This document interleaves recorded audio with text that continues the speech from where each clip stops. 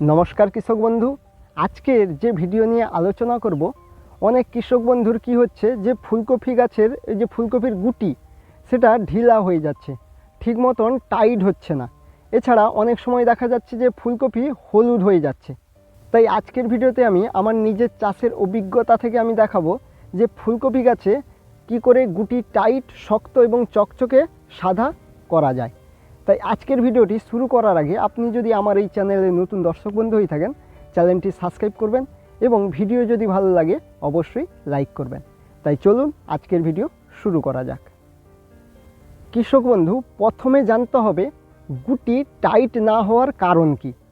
দেখুন, এই গুটি টাইট না হওয়ার কিছু কারণ রয়েছে। প্রথম যে কারণ সেটি হচ্ছে ফুলকপি গাছে গুটি আসার সময় যদি গাছে ইউরিয়া প্রয়োগ করা হয় সেক্ষেত্রে কী হয়, গুটি ঢিলা হয়ে যায়। এছাড়া 2 নম্বর কারণ হচ্ছে ক্যালসিয়াম আর বোরনের অভাবে অনেক সময় ফুলকপির গুটি ঢিলা হয়ে যায়। এছাড়া 3 নম্বর কারণ হচ্ছে অনিয়মিত জলসেচ। অর্থাৎ আপনি যদি বাগানে যদি সঠিক সময়ে যদি ফুলকপির গুটি আসার সময় যদি জল না দেন তাহলে কিন্তু ফুলকপি কিন্তু বেশি বড় হবে না এবং টাইটও হবে না।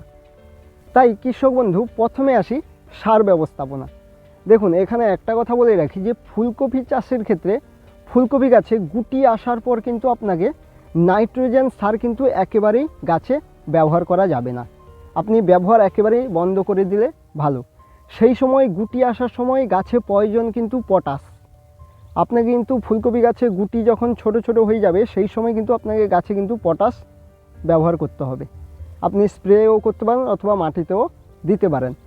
এছাড়া আপনার যদি মাটিতে যদি জৈব সার থাকে তাহলে কিন্তু অটোমেটিক কিন্তু ফুলকপির যে গুটি সাইজেও বড় হবে এবং কোয়ালিটি হবে, ওজনেও খুব ভালো হবে।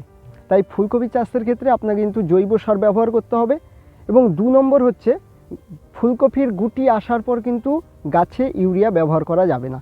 সেই সময় কিন্তু গাছে পটাশের প্রচুর চাহিদা থাকে, আপনাকে কিন্তু পটাশ ব্যবহার করতে হবে। আপনি যদি প্রথম এই নিয়মটা মেনে চলেন তাহলে কিন্তু আপনার ফুলকপির সাইজ বড় হবে এবং শক্ত টাইট হবে। এছাড়া ফুলকপি গাছে গুটি আসার পর আপনাকে কিন্তু স্প্রে ব্যবস্থাপনাটা সঠিক রাখতে হবে।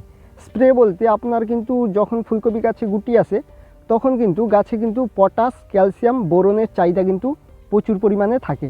আপনাকে কিন্তু সেই সময় বোরন প্রতি লিটার জলে 2 গ্রাম এবং ক্যালসিয়াম এটা আপনাকে প্রতি লিটার জলে 2 ml এবং পটাশ যেটা 0050 এটা আপনাকে প্রতি লিটার জলে 4 থেকে 5 গ্রাম হারে মিশ্রণ করে কিন্তু তিনটাকে একসঙ্গে মিশ্রণ করে কিন্তু গাছের সকালে অথবা বিকালে কিন্তু স্প্রে করা অত্যন্ত জরুরি।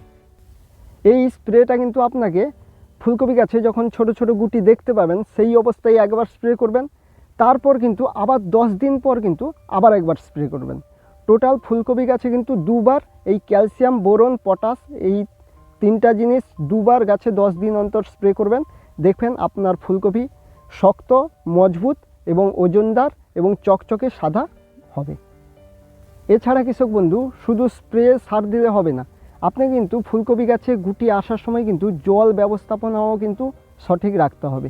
অর্থাৎ আপনার যখন ফুলকপি গাছে গুটি দেখতে পাবেন সেই অবস্থায় কিন্তু বেশি জল দিলে কিন্তু হবে না, আবার পুরো মাটি শুকিয়ে দিলেও কিন্তু হবে না।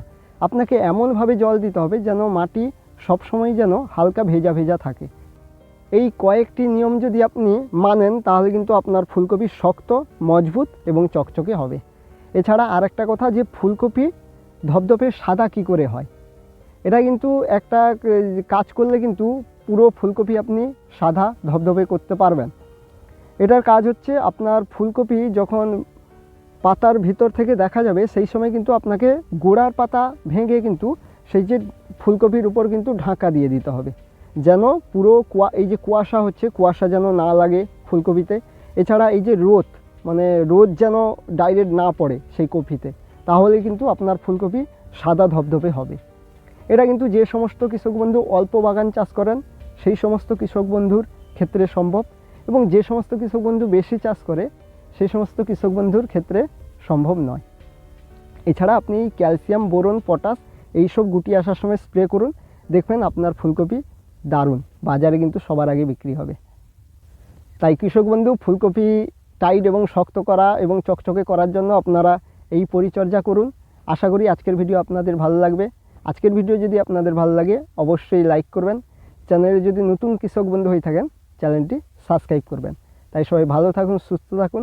দেখা হচ্ছে পরবর্তী ভিডিওতে। ধন্যবাদ।